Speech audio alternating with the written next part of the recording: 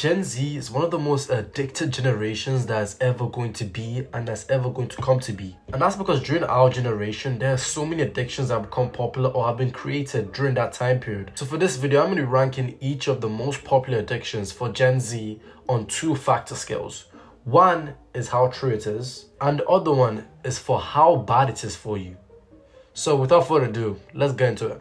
And I'm about to bring out the big dogs, the big addictions, the big three of the addictions. You probably guessed it. Gaming, gambling, and gooning.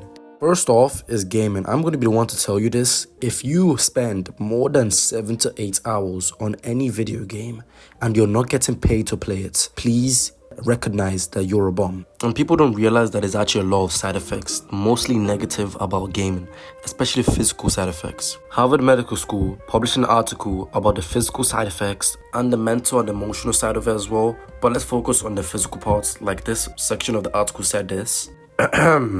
Gamer's thumb, which was previously called PlayStation thumb or Nintendinus or Nintendontis when Nintendo was popular, occurs when the tendons that move the thumb become inflamed. The medical term for this is Dequanverine tendinitis. Fuck the spelling. And it can lead to swelling and limited movement. Gamers are also at risk for trigger finger or stenosing tenosynovitis, which is when a finger gets stuck in the bent position due to chronic inflammation. Gamers can also get tennis elbow, a painful inflammation of the place where the tendon inserts into the bone on the outside of the elbow. Obviously, these are all very rare cases, but what is common and people hear about is when you get a hunchback from gaming, when your posture gets absolutely messed up. And I know most of you are gaming and are posted up like this, or some atrocious position like this. And another thing that gets very much overlooked is the emotional side effects, such as raging. Like, you probably know multiple people that have broken stuff around them just because of a game or just because of a ranked game, to be specific, especially Valorant players. Matter of fact, this clip right here 100% represents your average Valorant player when they lose a game. Like, what could possibly explain why he's raging like this? It's actually, I can kind of understand why he's raging like this because he's in a pro tournament, but you have bum-ass people in their rooms not even playing for money, just playing a normal rank game, and just because they can't hit gold, they're smashing keyboards. What's going on? Honestly, this is the funniest photo I've seen this year. What could possibly make him crash out like this? I know it's a pro tournament, but bro, the money is not that high, gang. It is just not that high. Oh my god. Wait, no, I take everything I just said back. The prize pool was 1.5 million, and apparently the context of that clip is his teammates sold and he was actually doing well. It's time to get serious. Next is gooning. This thing has so much of the youth in a chokehold. Not me, definitely not me. But a lot of people are in this chokehold, and a lot of people can't escape it. And it's so normalized in our generation for no reason. I actually have to be real here. I go to an all boys school and I have to address it. It's actually a problem. No, it's actually a problem. Like, I've just walked into like my school toilets and I've just seen like knot on the floor. Like, you could not wait. You could not wait 6 hours to get back home to do your thing. Like, what are we doing with our lives, bro? I feel like that's the point where you really have to realize and be like, damn, I need to change. Matter of fact, I think I have a video of me on a school trip and me and my friends are on a coach, and I kid you not, with all seriousness, these guys are going band for band when it comes to naming corn stars. They're going name for name, like, and it's rapid fire, like, they're not stopping. Like, these guys were like calling names that I've never heard before. They were going like underground names, and then whenever they got like an underground name, the guys would go, that's a bag pool. What are we doing? Guess where we were going? We were going on a trip to a monastery. If you don't know what this is, it's like a holy ground where we go see Catholic monks. On the way to the trip, and this is what the lads are doing. We actually just gotta raise the standards. And what most people don't realize about this is that it has no benefits. It's literally all just downsides. Mentally, physically, emotionally, you don't gain anything from it. And you don't even have to believe me, the facts speak for themselves. It literally shows that since our generation came in, testosterone has been less. Stuff like that have been affecting us. And you might say yes, because maybe Gen Z has more office jobs, so that's why our testosterone is lower, but it's also because of other stuff like gooning. And for gooning, I'm giving this 9 out of 10 for how true it is, and a 9 out of 10 for how bad it is. It's simply horrible. Ladies and gentlemen, for the number 3 out of 3, the best, maybe saving the best for last, the one that everyone loves to do but can never admit that they're addicted to it. You love it, I love it, we love it, we all do it without even knowing. Let's bring in Mr. Gambling. As I show some clips of people gambling and winning or losing depending on what they're playing. Please enjoy. I brought $500,000 in cash and plenty more in credit to the casino. We're going to gamble $1 million today. Yeah! Scrape it, scrape it, scrape that motherfucker! Scrape that shit, Johnny!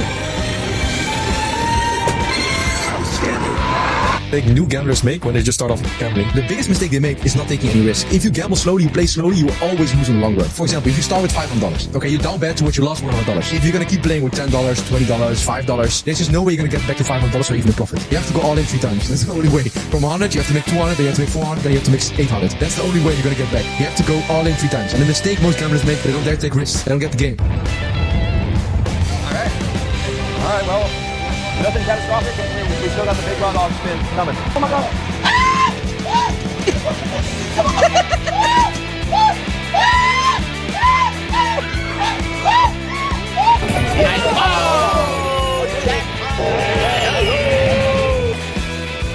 Oh my God, wait, what the? Hey, hey!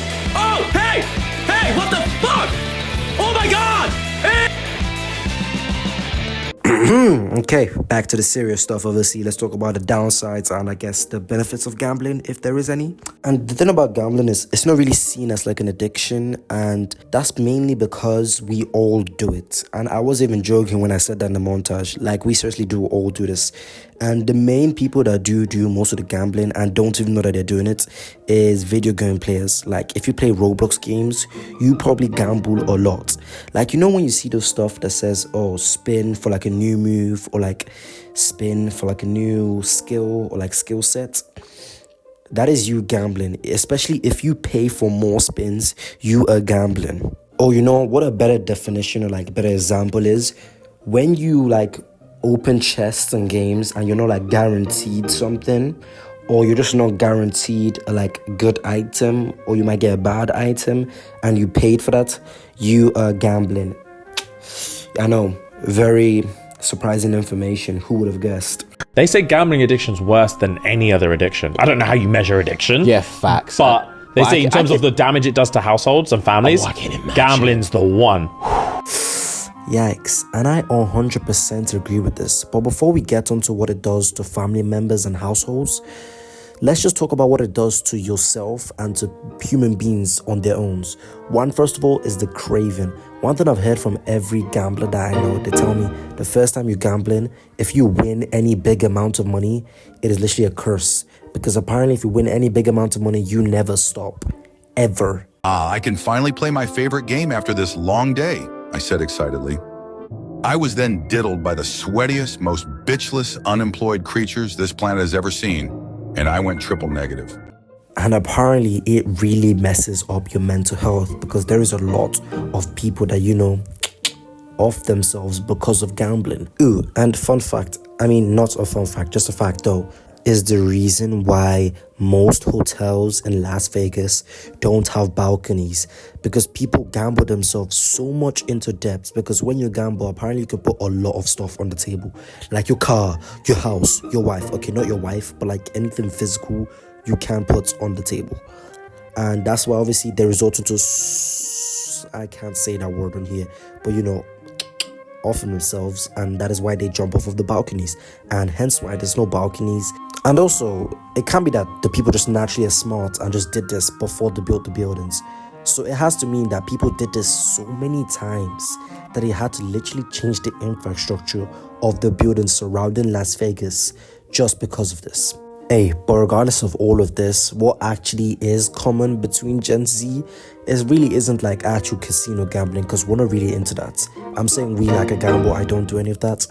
But the Gen Z, like, we're not really into that because, one, we have sports betting. That is what everybody does. You hear about all of these big brands like DraftKings, Bet365, Unibet, RainBet, William Hill. Like, there's just so many of these brands that just focus on online sports betting. One of the biggest downside that I think people don't talk about enough is when like your gambling addiction becomes so like large and so heavy on you that you start to take money from like gangs or like illegal places because you want to gamble more.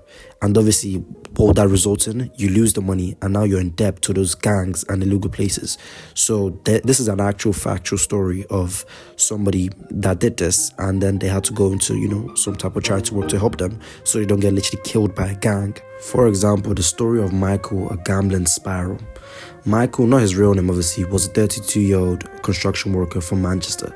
He started gambling casually on football matches with his mates, but soon got hooked on online slot machines and casinos. At first, he was winning small amounts, £50 here, £200 there, which made him feel unstoppable.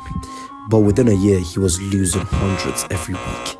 When his bank balance hit zero, he started taking out payday loans just to keep playing.